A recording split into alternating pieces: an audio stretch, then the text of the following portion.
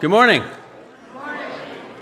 Good to see everybody. Welcome here to Elmvale Presbyterian Church. My name is Matthew Rattan, and I'm doing the welcome on behalf of the Mission and Revitalization team. If you are on the Mission and Revitalization team, would you please stand up so people can see who it is who's bringing this event to you? There's a couple here, okay. Oh yeah, there's Jane, and there's a few people behind the scenes downstairs and in various places. Oh, Alton's over there too.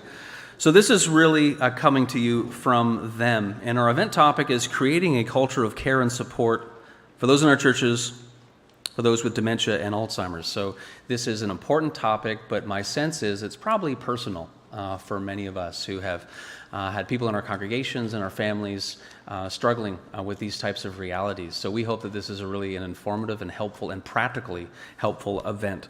So we're thankful to you. Today we've had, this is great, Presbytery Workshop, 100 people have registered, which is amazing. And so good for you for coming out and being a part of this. That's awesome.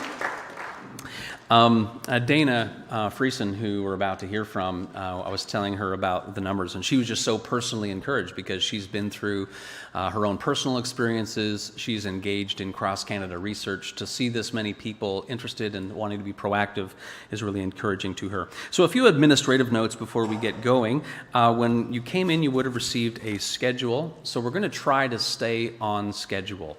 And that kind of follows us through. It tracks you, tells you where to go. We're going to try to be punctual and stay on that. There is an elevator, as some of you would have found out, which is great. There's also a bathroom upstairs here, behind it, but also downstairs as well. So the building is well equipped. And our main speaker is Dana Friesen, and I will share more with you about her in a moment. We have Heather Malnick here, who's leading a workshop. We have Nicole Schneider, she was supposed to be here in person, but last night she has a family emergency. So we've been dealing with a few challenges that we are trying to navigate. However, she has prepared an online resource to share in that workshop. She's from the Alzheimer's Society. And Sarah Joy Covey as well is going to be leading a workshop as well. So you find the locations of those workshops that you signed up for in that daily schedule. So everything should be clear. And if you're not clear when you get to the room, their name is on the door. So that makes it very clear as well. With respect to the day, we also want to say a few special thank yous. First of all, to Elmvale Church. They have done so much. They've welcomed us into their walls. They have prepared food. It is just so wonderful. I think we should put our hands together, especially for Elmvale Church, for all their work. There's several of them around. They're so great. They truly have the gift of hospitality here. I want to say a special thank you to Dave Williams and Elizabeth Hill as well for their extra hard work on technology. We know those are lots of details behind the scenes, so thank you for that. We're also going to have some giveaways as we go through the day. I know, pretty exciting. So you're wondering about those tickets that you got when you came in. They are not bar drink tickets. There's a couple. What's that? Somebody dropped a ticket. Okay, well, if this is the winning ticket, then that's going to be a bit complicated, and you can figure that out. So the first giveaway that we're going to have these beautiful mugs here, blessed, grateful. These are high-quality mugs. This is just a part of the fun that we are having. Who has ticket? 01. Get your tickets. Get your tickets. 019-600-19. 019-600-19. Who has the tickets? Who has the ticket? Check your ticket. I don't have one. Anyone? Anyone? Who's got it? Ending in 19. Okay. Either someone hasn't checked their ticket yet, or they really don't want mugs. Okay, I'm just going to hold on to this one because someone's going to discover we're going to give a couple more, or actually 3 more throughout the day. And so if you've got that, yeah. Is that you? What's your ticket say? What are the last numbers on your ticket? That's his ticket. Oh, that's his ticket. You got to put it in the... Okay. He didn't win the mugs, okay. All right, so that's... That's for a little bit later. Okay, our speaker. As shared with an email with you earlier this week, unfortunately, Dana is dealing with some health challenges that have come upon her fairly recently. She had planned to be here in person. It's kind of a longer story, but she agreed to send in her comments via video.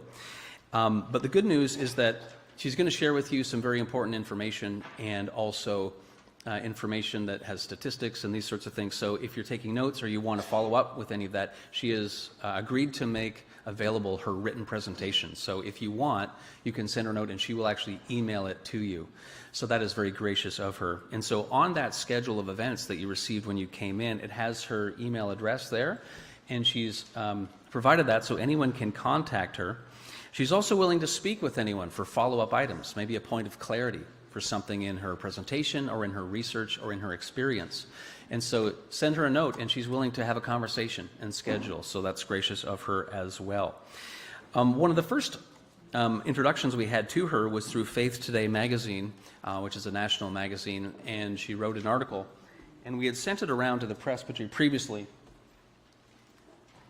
For those of you who maybe haven't read it, or you'd like to have a hard copy, there's some copies up here. It's called Creating a Congregational Culture of Support. So if you missed it and you want to grab one, they're up here. And so finally, let me just provide you a reminder about her bio. Dana was raised as a missionary kid in Germany and Austria, and as a pastor's child across Canada. She made the decision to follow Jesus at a young age and was profoundly influenced by her parents' example of serving others with integrity, self-sacrifice, and joy. Dana holds an honors bachelor's degree with a double major in global studies and psychology, a master's degree in social work, specializing in research, community development, policy analysis. While in university, Dana's father began to exhibit symptoms of what would later be diagnosed as Lewy body dementia, a journey that significantly impacted her family. She and her mother shared full-time caregiving responsibilities, which opened her eyes to the many challenges of long-term illness and its effect on families. This experience shaped the focus of her master's thesis, which surveyed over 200 Christian congregations across Canada to assess the tangible supports available to members, such as practical help, emotional support, theological perspectives on the church's role in caregiving. Drawing from both personal experience and academic research, Dana offers meaningful insights into how churches can better serve congregants affected by dementia and caregiving challenges. So we're going to hear from her in a moment. Her talk is an hour, so it's not short. It's going to be a major part of our learning today. We're going to have a break afterwards. But if you need to step out and go to the washroom, anything like that, that's okay. She's not here, so she's not going to know. You can just step out. So they've warmed up the sanctuary. It's nice, so get comfortable. We're going to have an hour presentation. Then we'll break, and then I'll instruct us about going into our workshop. So if you have to leave and step out, that's okay. Let's listen to Dana. My name is Dana Friesen, and I'm very glad to be able to speak with you this morning. I'm very sorry that I wasn't able to be with you in person. I would have loved to be there, to meet all of you and to talk with you throughout the course of the day. And to hear your stories. But if you are interested, I would absolutely welcome you reaching out to me online. I would love to be able to connect and hear from you. I'm very grateful to Matthew and the Mission and Revitalization team for the invitation, and I want to thank all of you for making space for this conversation today. Before I dive in, I want to start with a quote that I came across in my master's thesis research, which I will talk more about in a bit. The quote says, "Local congregations remain the gathering place for sharing the good and difficult things of life. Weddings, baptisms, confirmations, bar mitzvahs, anniversaries, and funerals. Particularly in time of crisis, individuals, both the churched and the unchurched, turn to the local congregation as a sustaining and enriching place in their lives, and as one of the more viable places for hope where they will find community." Now, when I first came across that quote, it did seem like the ideal, but we know that that's not always the way that it works out in reality. I was asked to share from my personal experience, as well from the research that I did for my master's thesis. And the topic that I've been asked to speak on is creating a culture of care and support for those struggling with dementia and Alzheimer's. And while my thesis didn't focus exclusively on dementia, it was deeply inspired by my family's experience as caregivers for my dad who had dementia. Specifically, I was shaped by how that journey was received and at times misunderstood by my parents' faith community. Later on, we realized that the kind of support that we hoped to receive from the church didn't quite match the church's understanding of how they were supposed to walk alongside us. That gap had a lot to do with practical and tangible support. So my thesis zoomed out a bit and asked a broader question. How are churches across Canada supporting members who are going through all kinds of life challenges that require tangible help? So today I'll be sharing some of that data with you, and I hope it'll spark reflection and ideas in your own context, especially when it comes to supporting those living with dementia or caring for their caregivers.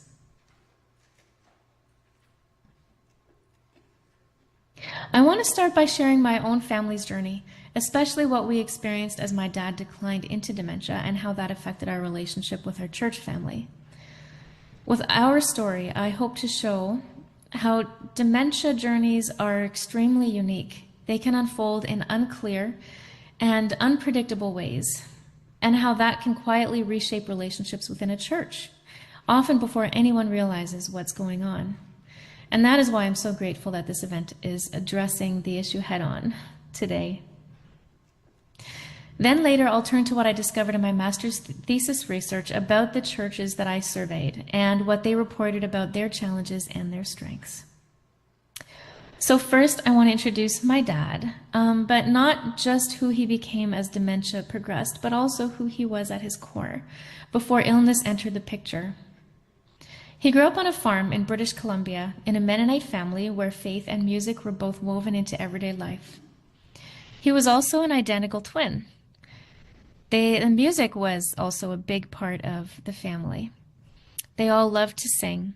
His father, my grandfather, led the church choir, and before long, Dad was singing in a quartet with his dad and brothers. His twin brother went on to become a professional opera singer in Germany. And while my dad also studied voice at university, his path led somewhere different because he felt God calling him into ministry. So he set aside his music studies and entered seminary instead. Not long after Dad followed God's call into ministry, he and my mom became missionaries in Austria. Those years remained some of the happiest of our lives. Much of his ministry took place through friendships, and he built friendships with no strings attached. He made people feel welcome, just as they were. Whether they were new believers, skeptical neighbors, or people carrying heavy emotional burdens, he made room for them all. He planned evangelistic events that always centered around music, choirs, worship bands, and often his own solos. And what I'm going to do is just share a few pictures with you here and there. So let me just temporarily share my screen with you here. So first, oops, sorry, this is the wrong picture. There we go. So here is a picture of my dad. He is in the dark shirt, Albert, and his twin brother, Arthur.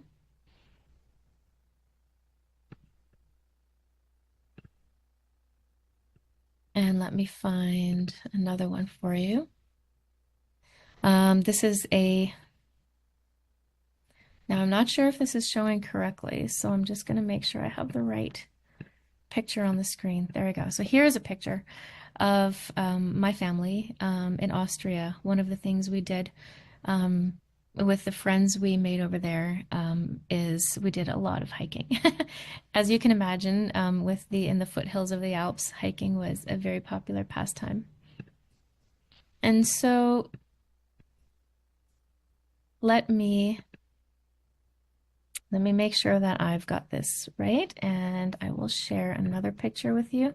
So here is a picture of my dad at one of those evangelistic meetings. This is a familiar scene to me, seeing him share his love of music, and specifically music that uplifted, spiritual music that uplifted and encouraged people.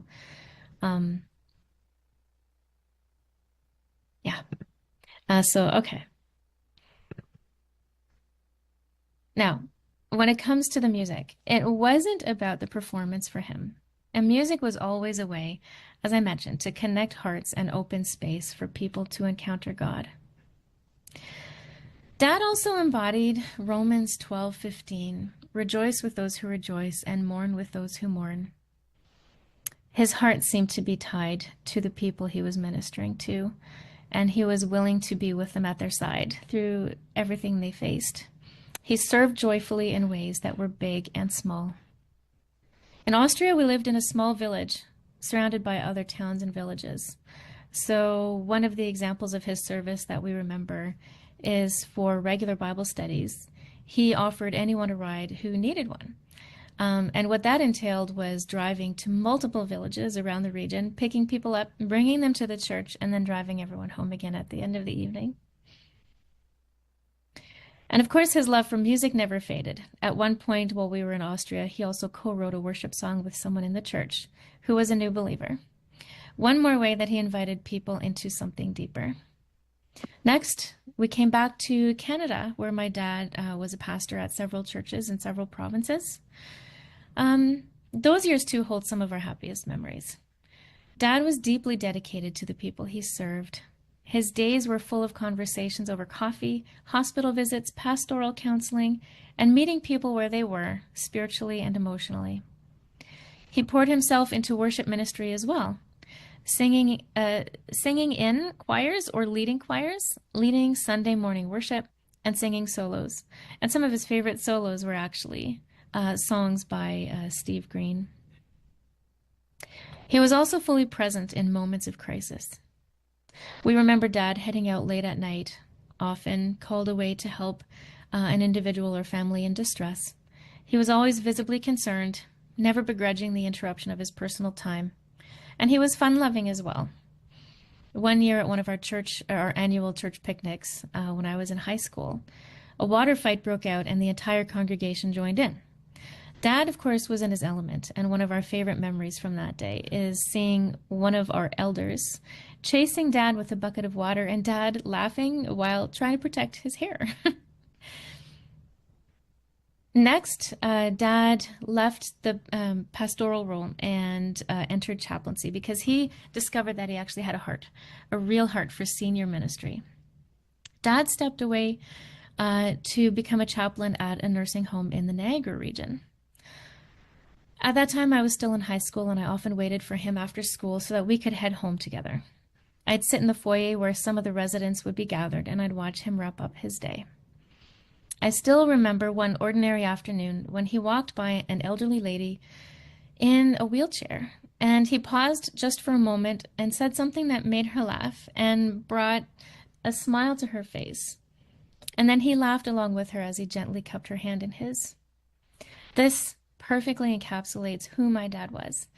And I feel it's necessary to sort of know the type of person he was because of how drastically dementia can also change a person once the illness sets in. So speaking of the dementia, the first signs of decline began when he moved to another retirement home as chaplain. He was still in his 50s and was otherwise still healthy. We had recently moved to another part of Ontario to be closer to Mom's parents, hoping to support them as they aged, but as it turns out, they would end up helping us through Dad's dementia. At the time, Dad had just started a new chaplaincy role at a retirement home. Gradually, we noticed that detailed tasks were becoming harder for him. He started needing Mom's help to plan his weekly schedule, and he often came home drained, more than seemed reasonable. Then, without warning or expectation, the retirement home let him go. Looking back, we suspect that they had begun to see the subtle signs of dementia in the workplace before that we even did. Afterwards, Dad went through a dark 2 weeks of depression, and we assumed that explained the forgetfulness that we were starting to notice. But the memory issues did not go away. They became more noticeable over time. He needed help from both Mom and me to apply for jobs. And when he was asked to lead devotions at their church, he couldn't keep his speaking notes in order without help. And he also lost the ability to ad-lib when he was speaking. Now, in those early years, before we had any kind of diagnosis, our family wrestled with an inner resistance to what was happening. We were alarmed and confused, and a cloud of stress had sort of descended on all of us. We didn't want to admit that something might be truly wrong with Dad. It was easier to believe that it was caused by burnout or stress. It took almost a year before we reached out for medical help, in fact. That stretch of time was emotionally vulnerable.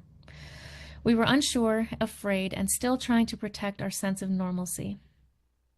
We also weren't open with our church family yet at this point. At that stage, we didn't even know what to say or what to ask for. Now, I want to briefly jump ahead 3 years later when my mom realized that attending their church was no longer feasible and that they had to move somewhere else. And I want to pose the question, what could happen in 3 years that would lead my parents to have to change churches because of my dad's dementia? Well, it didn't happen all at once. But as his abilities declined, we began to notice a shift in how people at church responded to him. For instance, he still loved singing, of course, but his timing and his pitch started to slip. He might come in too early, or sing too loudly, or lose track of the lyrics. One person even told him that he was bellowing instead of singing. And yet, singing had always been a core part of who he was. He wanted to keep singing in the 2 church-affiliated choirs that he was still a part of. But eventually, Mom was told through a third party that Dad was no longer welcome in the choirs either. No one spoke to him or to Mom directly about this, which was also a painful part of that process. We also started to notice small reactions, such as people smirking when he sang off key. Dad, of course, though, was still aware enough to pick up on all of this, and it hurt him too. He felt the rejection. One Sunday, he was trying to lead communion and lost track of what he was saying. When the next person came up to speak, they made a sarcastic remark about what had just happened. From that point on, my mom's quiet goal on Sunday mornings was simply to get herself and Dad out of the church building as quickly as possible, before someone could say or do something that would further embarrass or discourage them. From the church's perspective, it must have been hard to know how to respond to Dad's abilities gradually changed. We don't really come with an instruction manual for how to respond to a person we've known for a long time as a disease starts to change their behaviors. So, of course, that's completely understandable. There wasn't a single moment when things shifted, though. It was just a slow, uncertain progression that left people unsure of what to say or how to act. But that uncertainty often showed up as awkward stares, quick exits from conversations, or a kind of polite avoidance. It seemed like people didn't know how to include someone whose behavior was no longer predictable. And in that silence, the distance began to grow. At one point, Dad made a comment that he felt he and Mom no longer had any friends. So again, what's happening inside of a family when all of this is going on around them? Privately, tension began building within ourselves as a family, long before we realized what was happening or why we were feeling it. At first, we felt a lot of pressure to maintain appearances in front of our church members. We were trying to protect Dad's dignity, so we would do things like steer conversations away when he started to repeat himself, or quietly discourage him from singing too loudly. We found ourselves hyper aware of how he came across and what he said, how he acted, and we would preemptively try to manage those moments. Finances were also stressful. Dad was unemployed at a time when he otherwise should have been working. We found ourselves feeling self-conscious at church about things like whether we could still afford to contribute to group gifts or bring a nice-looking dish to a church potluck. There can be a subtle pressure in church life to do your part, and we were starting to feel what it meant to fall behind. Behind the scenes, our search for a diagnosis was also tumultuous. Even before we turned to the healthcare system for help, we ran into roadblocks, like the family doctor refusing to refer Dad to specialists, and often Dad's symptoms were just dismissed. Our early theory was that Dad had mercury poisoning because the symptoms it gave him included forgetfulness and stuttering and tremoring. Later, though, he received a diagnosis of Alzheimer's. Then Dad had a grand mal seizure. He broke his shoulder upon falling and underwent surgery, and that changed everything for us. The surgery had rapidly accelerated his dementia from the moment he woke up afterwards. He was suddenly no longer aware of social norms. He began to wander at night. He experienced paranoia and hallucinations, and he reacted aggressively towards us, his family, when he felt confused and afraid. At this point, given his social and behavioral challenges, we at this point suspected a diagnosis of frontotemporal dementia, although years later, Dad's final diagnosis ended up being Lewy body dementia. This was a chaotic and frightening process. All the while, my parents were still attending church on Sundays, not sure how much or any of this to say out loud. Looking back, I realized my family and our church were adjusting to something much bigger than we could ever name. One of the challenges is that dementia doesn't fit the mold. It wasn't just that people didn't know how to respond to Dad. It was also in part that our entire situation didn't fit the usual categories that churches are prepared to care for. We weren't welcoming a baby or recovering from surgery, and we weren't grieving a death, although we were certainly grieving by this point. What we were facing didn't come with a clear beginning or end. Dementia also isn't a condition many people associate with needing help from fellow church members, because in my family's church culture at least, dementia was something that quietly happened in the background, separate from the life of the congregation for the most part. So while people didn't quite know what to make of our situation, our needs were growing and they were very real. So for instance, Dad needed friendship, social and emotional support.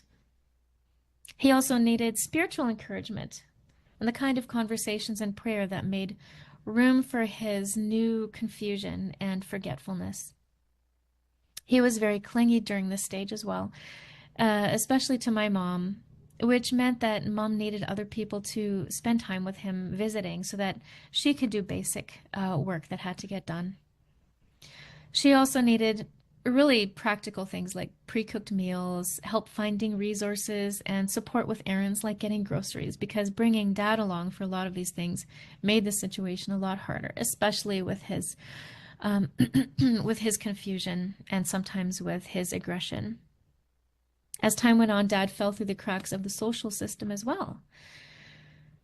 Church members assumed that we had access to support like PSWs and adult day programs and other programs funded by the government. But when many of those services weren't appropriate or Dad didn't qualify for them, we were told by government agencies, including our social worker at the time, to ask our church for help. So we were being sent in circles. While Dad was recovering from surgery, 2 church leaders came to visit him. He asked them, "Why is this happening to me?" But his thinking was already affected by the disease, of course.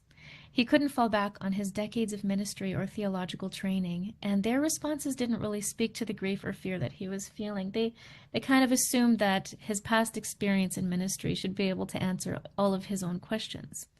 One pastor said to him, "Isn't God enough?" It was more of a statement than a question. This was a moment when the church could have recognized that a spiritual crisis needs their presence, not their platitudes. When I reached out to ask whether this pastor would be willing to visit Dad again sometime, I received no response. My husband and I made an appointment to speak with another leader of the church. We presented our hope that the congregation would find a way to include my parents and encourage them. In his response, that pastor said that people were uncomfortable around Dad. And I got the message between the lines. We simply needed to accept that my parents would feel more isolated from now on in the congregation. We asked a third leader whether we'd be able to share my parents' needs with the congregation on a Sunday morning and issue just an open invitation to members who may want to help in some way if they felt led. My husband and I had actually seen this approach work at our own church. But we were told that the culture at my parents' church didn't allow for this.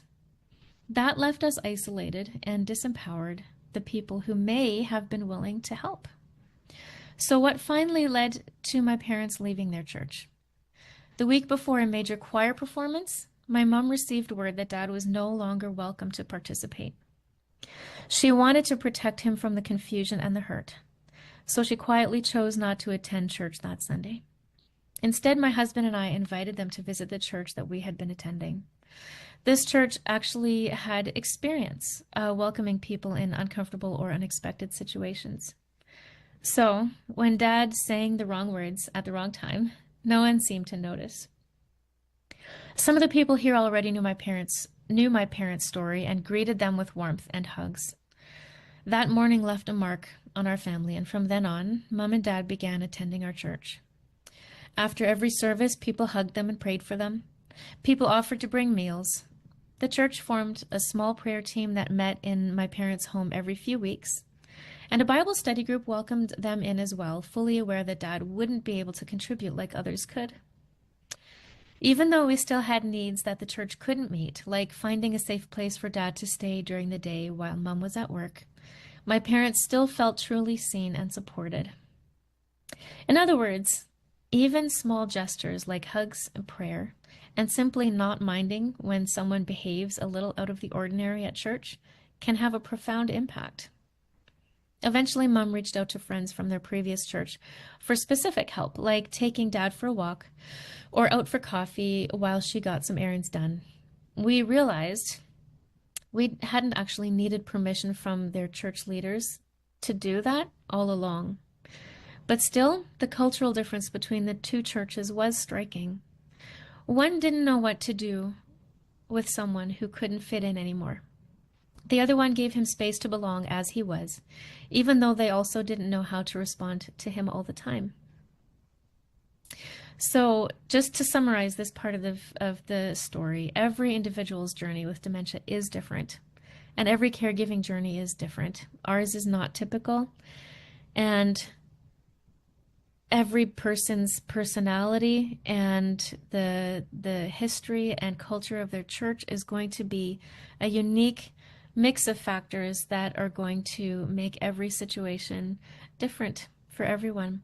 The symptoms, the pace of the decline, the resources available, and even the personalities of the people with dementia, and specifically someone with dementia, their personality before the illness and the personality they have or exhibit after the illness starts to take root will also change in unexpected ways. Everything varies. Nothing is predictable about this. But even with those differences, there are still some patterns that many of us in this situation share. So one, for instance, is that many of us share the desire to keep up appearances. As I mentioned, that was something that we really did struggle with. And we know a lot of other people in our situation with dementia or other health issues or struggles also struggle with the desire to keep up appearances. We smile. We say that we're fine. And we insist that we're managing, even when we're barely holding things together. Sometimes this is because of pride. Sometimes we're afraid of being judged or of people gossiping about us. Sometimes it just feels safer not to open the door too wide.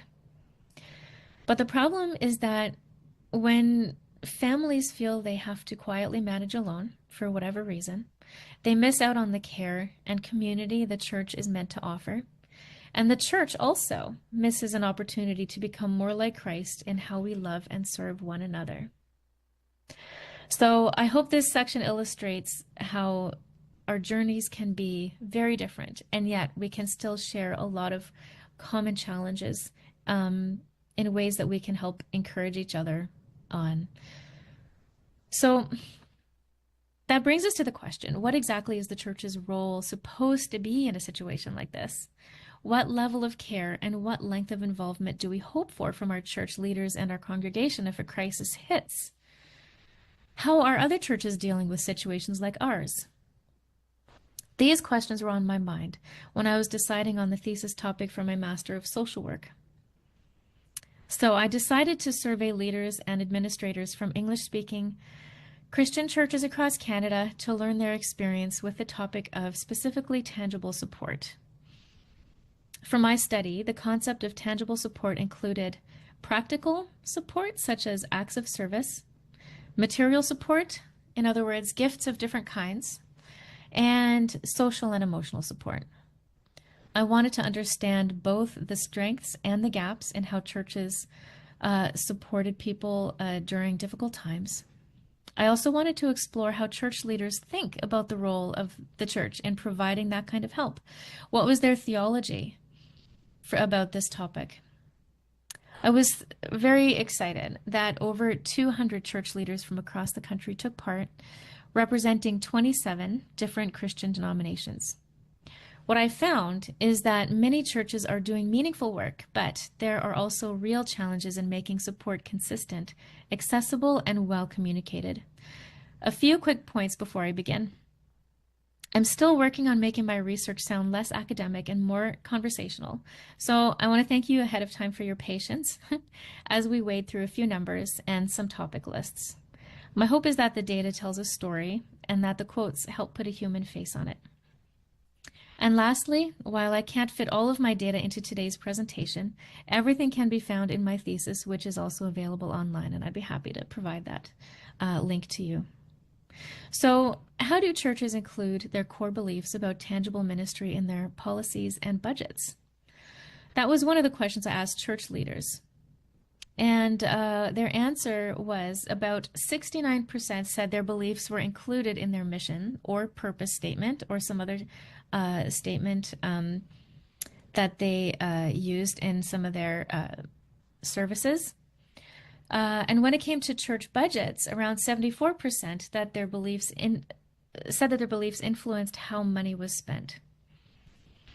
Now, another quick aside, I don't have time today to go through the full list of scripture passages that church leaders said influenced their teachings on tangible ministry, but if that's something that you're interested in, you can also find that in my thesis. So, a very quick quote that one of the leaders who filled out the survey gave me was their congregational declaration. It says, "Beloved, in receiving these Christian brothers into our fellowship, we do enter into solemn covenant and obligation. Let them never find occasion to be ashamed of any of us or disappointed by our lives or testimony. May they ever find this house of God a place of spiritual enrichment, encouragement, and refuge. We should always be ready to receive them as brothers and sisters, bear their burdens in the love of Christ, and share with them the deepest needs of life." So that was one of the examples that they gave me about how their theology related to tangible support is in some of their church statements. Next, just a few numbers. The congregation's awareness of the church's doctrine on tangible ministry. I wanted to find out what leaders thought their congregations understood, or how many of their members understood their beliefs about tangible ministry. And about half said that people were somewhat aware, and 40% said that their members were mostly aware. When I asked them how they told their congregations about these particular beliefs that their church held about tangible ministry, 80% said they communicate them through sermons. Others said through word of mouth, announcements during services, bulletins, and bulletin boards. Only about 13% of participants said that the majority of their sermons, though, mention this topic. 26% said that this topic came up in around half of their sermons, and nearly half of the leaders said that this topic is only mentioned in a few of their sermons in an average year.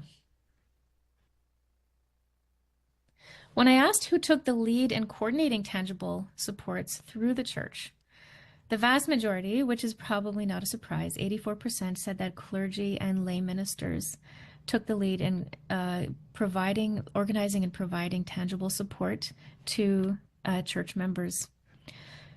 Elders made up another, about half said elders also helped with this.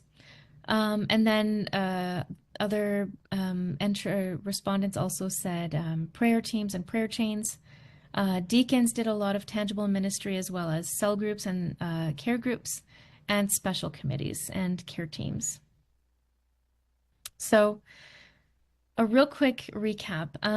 I grouped tangible supports into 3 categories. Again, real quick. Practical, so helping each other out with tasks. Material, sharing physical resources or gifts of different kinds. And social and emotional.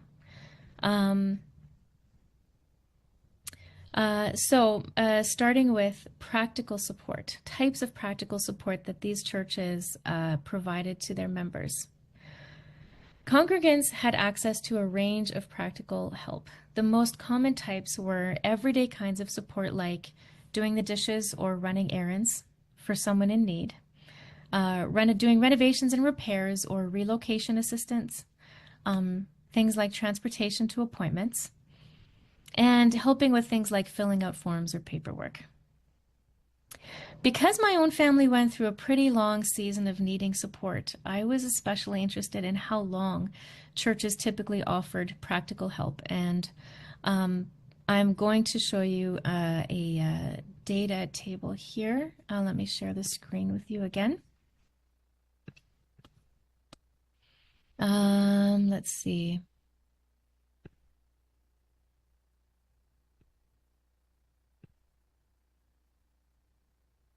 So,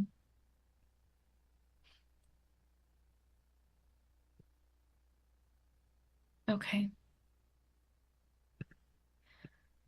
I hope you can see this. It basically outlines the type and availability of formal and informal practical services. The main takeaway for me that answered my question was that a lot of people said that the different types of support that they offered, whether it was personal assistance, renovation help, transportation help, whatever it was, it always, the duration of the support always varied. Some people said this type of help was limited to just one time. A lot of people said that this type of support was only available on a short-term basis, and fewer said that they offered this type of support on a long-term basis.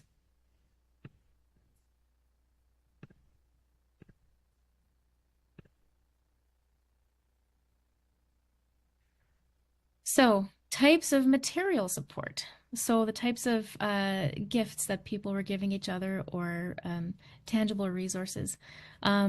Church leaders reported a range of material supports available to their members. So for instance, informal meals, financial help, food banks or food drives, and so on. In terms of social and emotional support, they mentioned friendship for people going through difficult times, visits to those who were ill or stuck at home, pastoral counseling, referrals to outside services, and many churches also made an effort to include the elderly, ill, or disabled members in meaningful ways, and provided care groups, peer counseling, and support groups.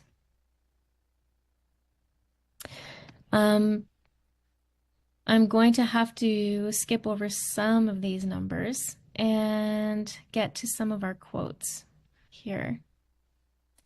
Because the heart of my thesis was actually hearing the respondents to the survey share in their own words what their successes were and what their challenges were.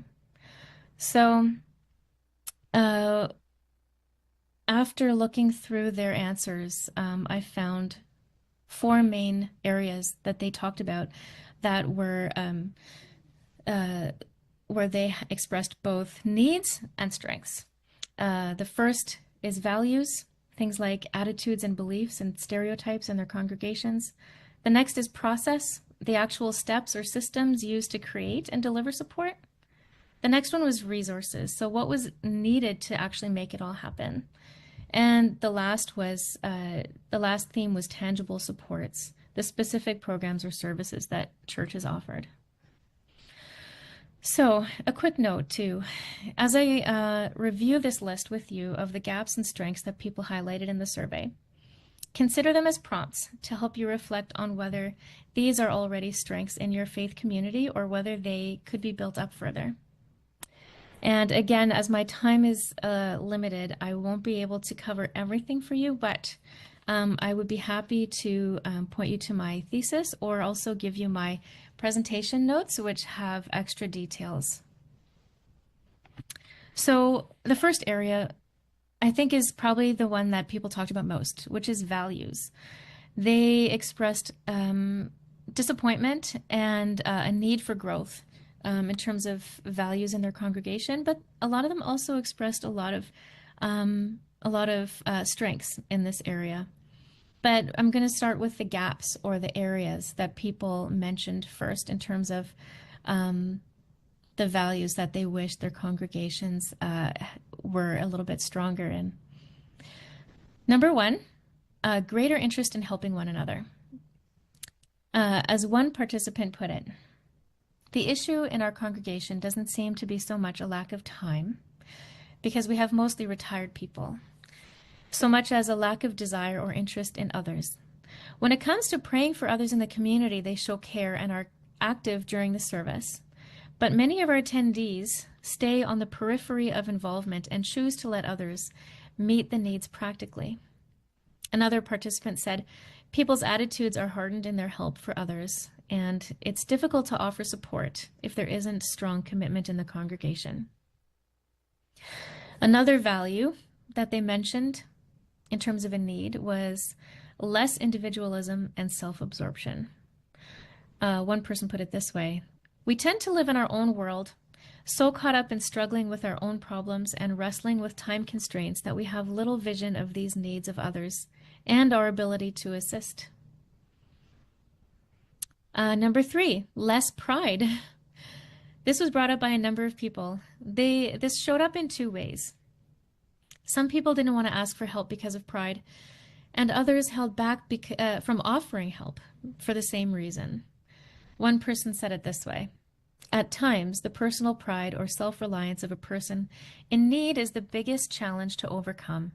We need to continue to work on fostering an understanding that although it may be more blessed to give than to receive, it is also at times a blessing to receive. Another person, number four, mentioned more appreciation for volunteers, which is probably a topic we're all familiar with. They say volunteers are not always appreciated for their efforts. A thank you from recipients would go a long way in revitalizing volunteers. Number five was more focus on faith. This had to do with how faith connects to action. Participants that felt that if there was less compromise and a stronger focus on people's relationships with God, it would naturally lead to more helping behaviors within the congregation. And another interesting one was the need for equity and compassion. One leader said, caring for someone with more difficult and ongoing problems takes more time and is riskier. So what is really blocking our expansion in this kind of ministry or action is, in my mind, both a lack of deep compassion and an unwillingness to move out of our comfort zone into risky situations. I am sure part of that comes as well from people not feeling they have the skills, training, or gifts. And part of that also comes from not quite knowing how to move into such situations without being overwhelmed or swamped with the need. I also don't think we as leaders model that very well. So in summary, every congregation has its own struggles. Some churches did well in areas where others really struggled, and vice versa. So, keeping my eye on the time, I want to um, move ahead to the values, the congregational values that were listed as strengths. The first one, number one, was a commitment to helping. And these are, I find, very encouraging. As one person put it, we have a strong commitment to helping members in need. Many participants explained this commitment as a deliberate effort by the congregation, driven by a shared belief that supporting one another is simply the right thing to do. Number two, the second strength value that was a strength was credibility. One person said that her church members were very well connected and have high credibility in the community because people knew them for their willingness to help. In other words, their reputation for serving others made them trustworthy and respected in their wider community. The next one was empathy. One person said, "We are a congregation of hurting people reaching out to help hurting people. Where they are now, we have been. Where we are today, by the grace of Christ, they can be."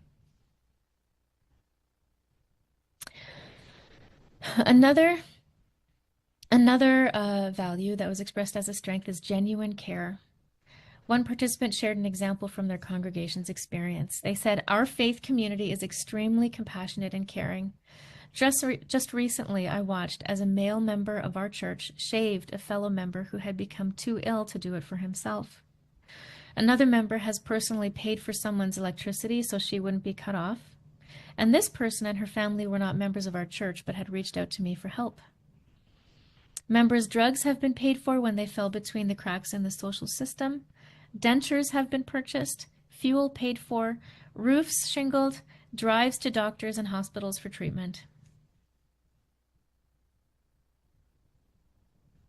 Another person mentioned helping culture.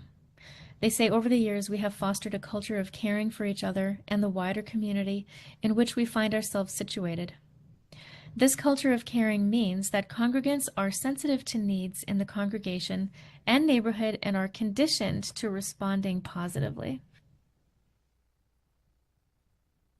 Another person said, "Considering the 80-20 rule, where 20% of the people do 80% of the work, it is more than reasonable to say that in our faith community, 70% of the people do 90% of the work.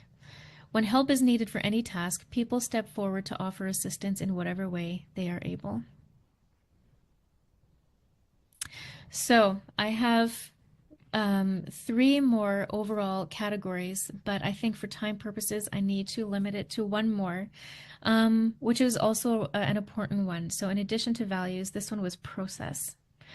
In terms of gaps that churches experienced in terms of the process of being able to mobilize tangible supports for people, number one was better modeling and helping behaviors. And this was echoed earlier. One person said, "I think we as leaders could do a much better job of modeling how to give tangible help. I do this in terms of making visits, but not much more." So someone admitting their limitations, but also expressing this as something that they try to emphasize. Number two, in terms of a need that was expressed, is building relationships.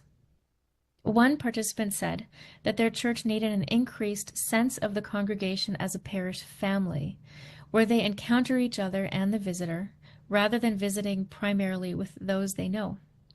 The challenge of being connected to each other so that in times of need, a supportive response would take place in the context of relationship.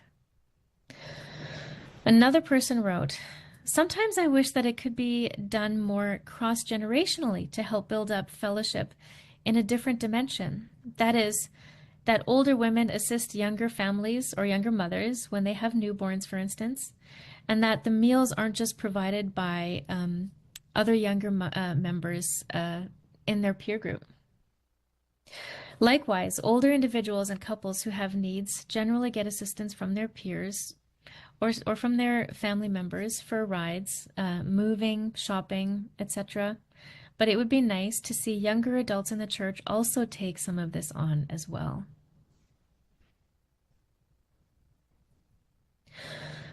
One person said fewer assumptions, that in terms of the process, people in the church needed to make fewer assumptions about the perceived need for one's own involvement. One leader said, "I think there are two things that are the most challenging for us. One is that we do not sense the need to act. We assume someone else will surely do it. And two, we have not found a way to make needs known in such a way that congregants can see how they might meet those needs." Someone else said, actually a number of people said, they needed less hesitation and worry. Issues of privacy and confidentiality are at times presented as a stumbling block for our ministries, one person said. Some of our elders constantly raise privacy issues as a way to deflect us from broadening our direct care for others. While understanding the importance of this matter, it seems to be a barrier to care too frequently. Liability was also mentioned as a concern as one of the worries in this theme. More communication and awareness was another problem, a process-related problem people had. So here are some of the things that they said. One person said better administration of the prayer chain and care systems for all was needed, not just those who are already well connected. Someone else said better communication between the leadership and the laity was needed. Someone else said being more deliberately aware of what's happening in the lives of the people, sharing more about what's going on in our own lives, and encouraging others to be a blessing to each other. So that's about intentionality. Another person said we need to be more open and honest with each other, with a little less pride. Someone said one of our biggest challenges is that sometimes people don't tell us of a need. We hear about it long after the need has passed. And lastly, another person said we had a lady who was sick, and the person who did know didn't say anything to anyone, including leadership, so that the lady felt abandoned in her time of need.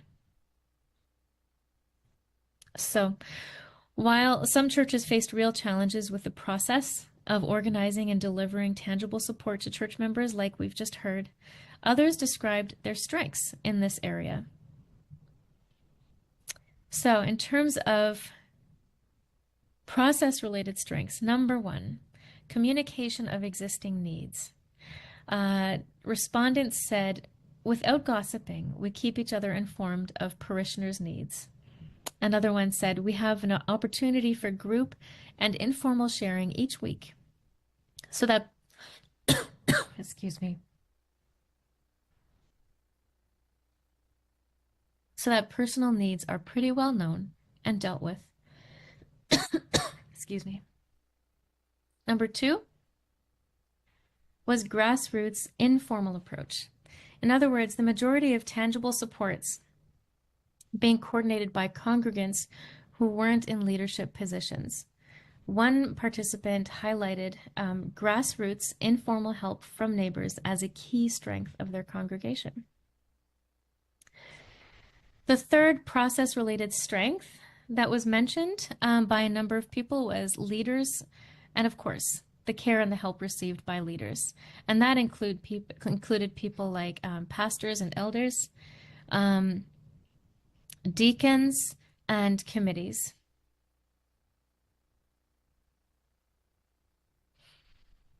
And let me see here. Unfortunately, I'm going to have to skip some of the other quotes that I gathered for you, just in the interest of time. But again, I will be happy to share this with you. So one thing I did also want to point out is one of the strengths, and this surprised me in the survey, one of the strengths that quite a number of people pointed out was the small size of their congregations. So even though small churches faced challenges and needs in terms of resources, so they didn't have a lot of people, to help. So they didn't have a lot of personnel. In terms of funding, that also could often be scarce. But the small size of their church made it easy for them to know each other very well. And they automatically, in many cases, knew who was in need and what was going on in each other's lives. And therefore, they could mobilize also very quickly as well to just pull together with the resources that they did have. So, just as an encouragement to individuals with smaller congregations, that can be seen as a strength, and then that can then be used and put to use.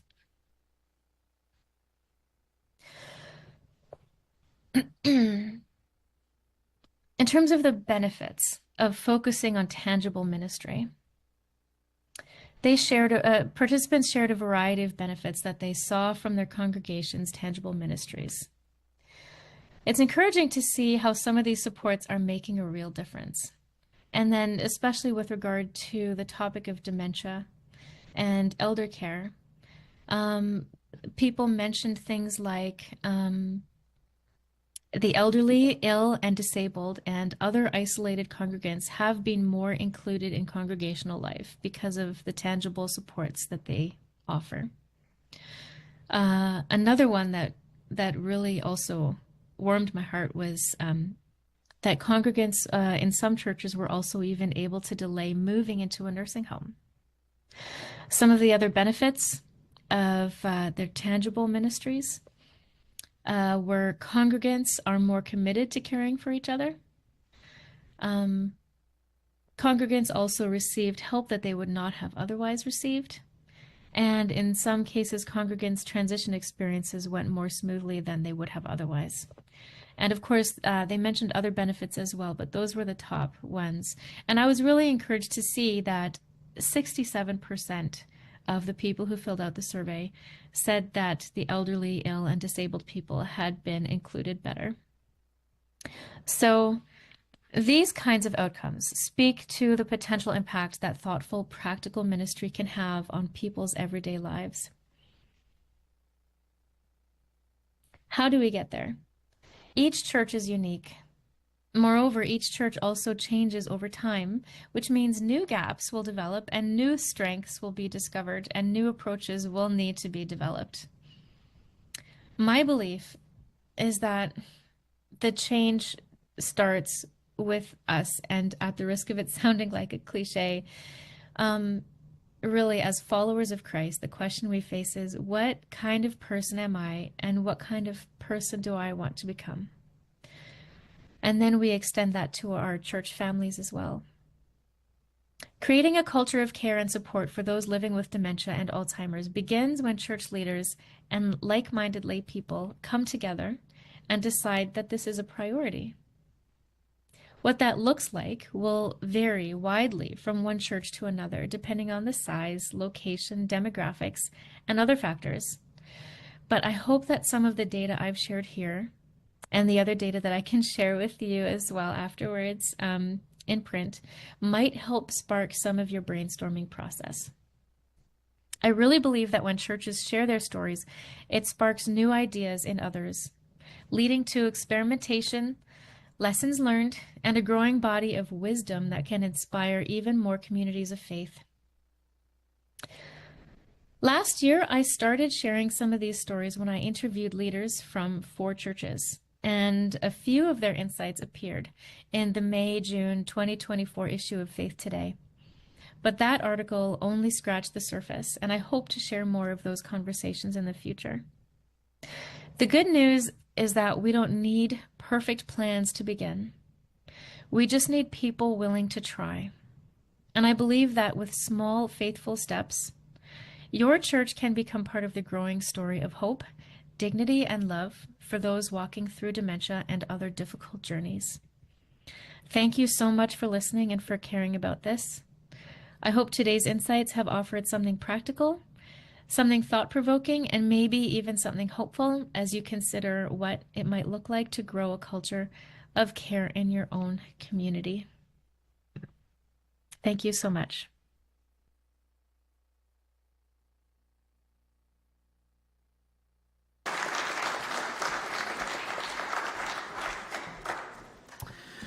Well, I love that quote that Dana shared, rejoice with those who rejoice, weep with those who weep. So there's a lot there. We might unpack a bit more of that in the Q&A time shortly, but we are going to go right into our break.